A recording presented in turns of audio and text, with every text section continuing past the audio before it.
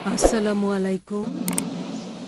আমি আপনাকে বলবো, যদি কিছুটা আলোকপাত করেন বাইবেলের একটি অনুচ্ছেদের ওপর। এটি ওল্ড টেস্টামেন্ট, সলোমন অধ্যায় 5 অনুচ্ছেদ 16। এটি হিব্রু ভাষায়। Hiko mamitikim wikulo Muhammadim zidude wazarai baine Jerusalem. আমি জানি ইংরেজিতে মুহাম্মাদিমের ভাষান্তর করা হয়েছে সর্বাঙ্গীন সুন্দর। আমি যা জানতে চাই, কেন খ্রিস্টানরা জানে না যে মুহাম্মদ সম্পর্কে বলা হয়েছে বাইবেলে? বোন যে প্রশ্নটি করলেন তিনি উদ্ধৃতি দিয়েছেন হিব্রু ভাষায় অনুচ্ছেদ বাইবেলের সং অফ সলোমন থেকে অধ্যায় নম্বর 5 অনুচ্ছেদ 16, যাতে বলা হয়েছে Hikkum amitakim bikulli Muhammadim zaidudi zairai baina Jerusalem. যার মানে বোন কেবল একটি শব্দের অনুবাদ করেছেন। এর মানে তিনি সবচেয়ে সুন্দর, তিনি সর্বাঙ্গীন সুন্দর, তিনি আমার প্রিয়, তিনি আমার বন্ধু, হে জেরুজালেমের কন্যারা। এই হচ্ছে তার উদ্ধৃত হিব্রু অনুচ্ছেদটির পূর্ণাঙ্গ অনুবাদ, এবং যাতে বলা হয়েছে Hikkum amitakim bikulli Muhammadim.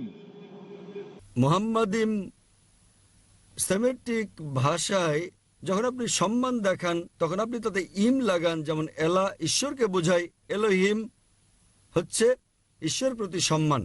একই জিনিস মুহাম্মাদের নামে সাল্লাল্লাহু আলাইহি সাল্লাম তারা ইম যোগ করে, এবং এর মানে এতে বলা হয়েছে মুহাম্মাদিম।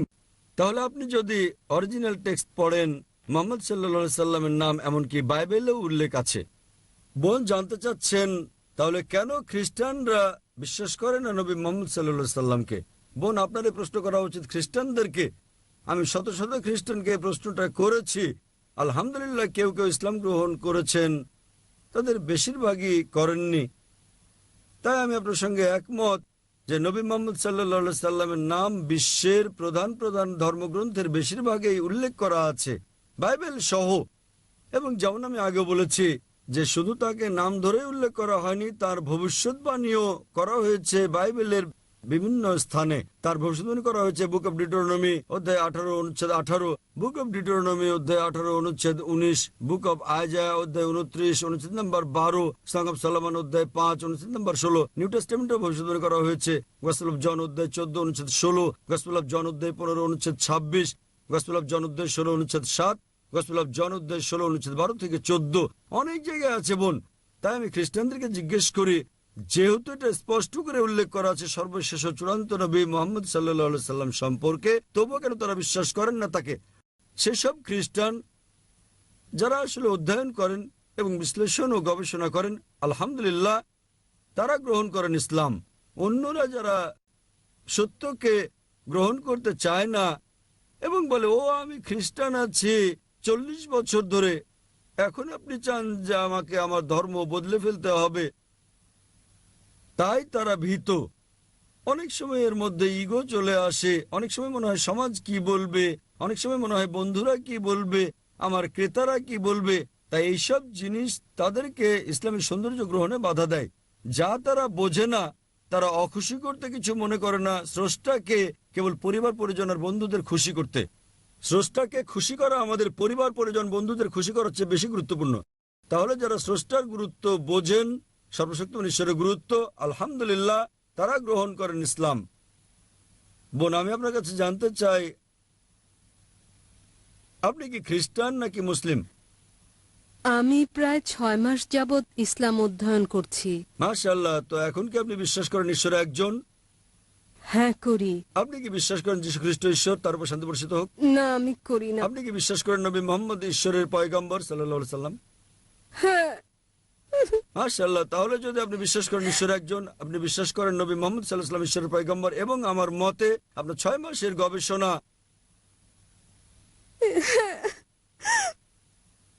আপনার 6 মাসের গবেষণা আপনাকে সত্যের কাছে পৌঁছে দিয়েছে বোন। মাফ করবেন, আমি শুনিনি।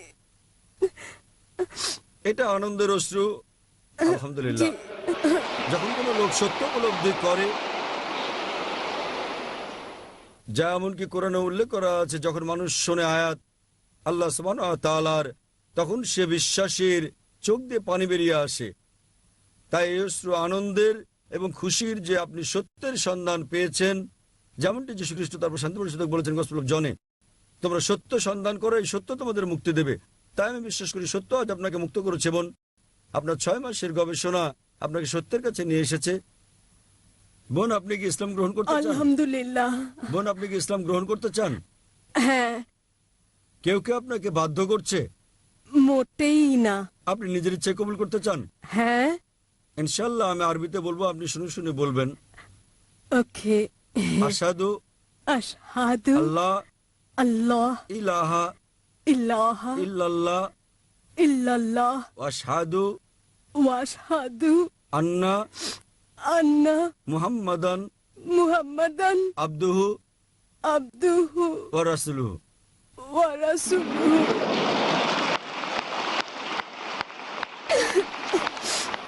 আমি সাক্ষ্য দিচ্ছি আমি সাক্ষ্য দিচ্ছি যে কোনো ইলাহ নেই যে কোনো ইলাহ নেই আল্লাহ ছাড়া, আল্লাহ ছাড়া, এবং আমি সাক্ষ্য দিচ্ছি এবং আমি সাক্ষ্য দিচ্ছি যে নবী মুহাম্মদ নবী মুহাম্মদ হলেন পয়গম্বর হলেন এবং পয়গম্বর আল্লাহর বান্দা। এবং আল্লাহর বান্দা। আল্লাহর বান্দা। মাশাআল্লাহ বোন, আপনি মুসলিম হয়েছেন এবং আমি আল্লাহর কাছে দোয়া করি তিনি যেভাবে আপনাকে পথ দেখিয়েছেন সেভাবে আল্লাহ আপনাকে উসিলা করুন অন্য মুসলিমদের ইসলামে আসার জন্য। এবং আমি আল্লাহর কাছে দোয়া করি তিনি যেন আপনাকে এই দুনিয়া ও আখিরাতে কল্যাণ দান করেন এবং আপনাকে জান্নাত দান করেন, প্যারাডাইস, ইনশাআল্লাহ। হ্যাঁ বলুন, এবার ডান দিক থেকে। শুভ সন্ধ্যা। আমি আমি একটি প্রশ্ন করতে চাই খ্রিস্টানদের সঙ্গে সম্পর্কযুক্ত, যিনি করেছেন একটি প্রশ্ন আগে, এবং আপনি উল্লেখ করেছেন যে সৈন্যরা যিশুকে নিস্তার দেয় এবং তিনি তখনও জীবিত ছিলেন কবর দেওয়ার আগ পর্যন্ত।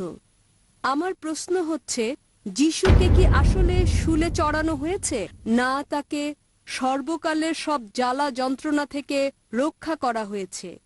বোন, আপনার নাম কি বোন? আমার নাম রেচেল। বোন প্রশ্ন করলেন যে যখন যীশুখ্রিস্ট তারপর শান্তি পরিষদ হোক তিনি সৈন্যদের হাতে আটকা পড়েন, তিনি জানতে চাচ্ছেন যীশুখ্রিস্ট তারপর শান্তি পরিষদ হোক আসলে কি ক্রুশবিদ্ধ হয়েছিলেন এবং তিনি কি যন্ত্রণা ভোগ করেন নাকি তাকে ক্রুশ থেকে রক্ষা করা হয়েছিল। উভয় ঘটনার কোরআন এবং বাইবেলে দেয়া বিবরণে তফাৎ রয়েছে। আমি তুলনামূলক ধর্মের ছাত্র হিসেবে আমি দুটোই জানি। কোরআন অনুযায়ী পবিত্র কোরআনে বলা হয়েছে, সূরা নিসা অধ্যায় নম্বর 4 আয়াত নম্বর 157-তে বলা হয়েছে, ইহুদিরা গর্ব করে বলল যে আমরা যিশুকে হত্যা করেছি, মেরির পুত্র। কিন্তু কোরআন বলছে ওয়ামা কাতালু ওয়ামা সাল্লাবুহু তারা তাকে হত্যা করেনি, না তারা তাকে শুলে চড়িয়েছে, ওয়ালাকিন শুব্বিয়া লাহুম কেবল তারা একটা ধাঁধায় পড়ে গিয়েছিল।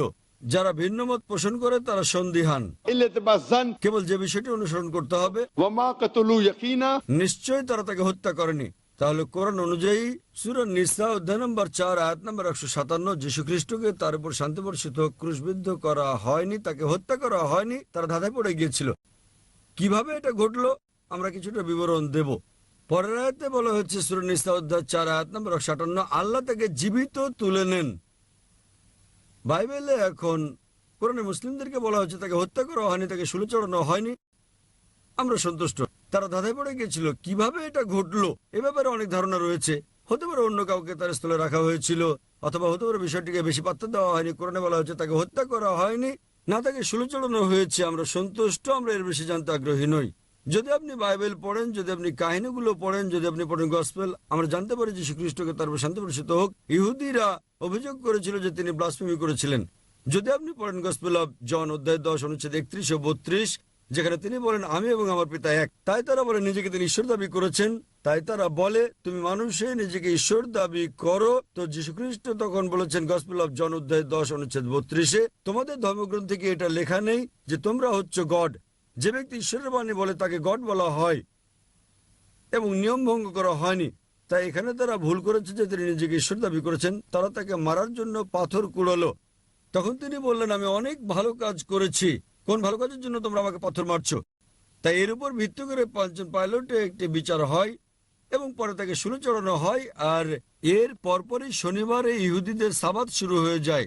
তাদের দর্শন ছিল যে কাউকে শনিবার শুলে চড়ানো যায় না, যা শুক্রবার রাত থেকে শুরু হয়ে যায়। সে কারণে তাকে শুক্রবারে শুলে চড়ানো হয়, আর শুক্রবার বিকেলে শুলে চড়ানো হয়। তাকে শীঘ্রই শুল থেকে নামিয়ে নেওয়া হয়, কারণ কাউকে শনিবারে শুলে চড়ানো যায় না, তাই তারা তাকে শীঘ্রই শুল থেকে নামালো। যদি আমরা বাইবেলের এই বর্ণনার সঙ্গে একমত হই, আমার ধারণা যে যদি তাকে শুলে চড়ানো হয়েও থাকে, তিনি মারা যাননি। সেজন্যই সৈন্যরা তাকে জখম করে এবং সেখান থেকে আপনারা দেখেছেন রক্ত বের হতে, এবং তখন তাড়াহুড়ো করে তাকে কবর দেওয়া হয়। যখন তারা তাকে কবরে রাখে, তিনি সেই কবরে ছিলেন পুরো শনিবার দিন। রোববার ভোরে পাথরটি সরে যায়।